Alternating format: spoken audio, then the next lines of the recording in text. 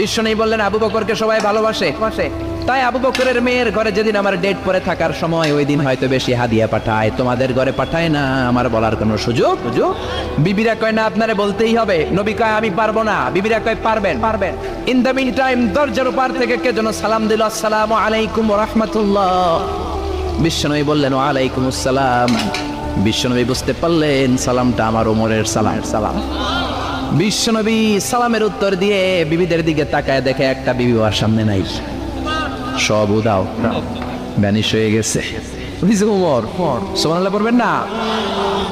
এই জন্য ওমরকে শয়তানও ভয় পেত। আমাদের বাচ্চাদেরকে, আমার মেয়ে একটা মাত্র মেয়ে, খাইতে চায় না। শুধু আমার মেয়ে না, অধিকাংশ বাচ্চাদের এই অবস্থা। ওর আম্মু এদিক দিয়ে খাওয়ায়, আবার দৌড় দেয়, আবার আমি খাওয়াই, আবার কান্নাকাটি করে, বলে গল্প শোনাও, তাইলে খাবো। এখন গল্প শোনাইলেও খায় না। বর্তমান সময়ের ছেলে মেয়েগুলো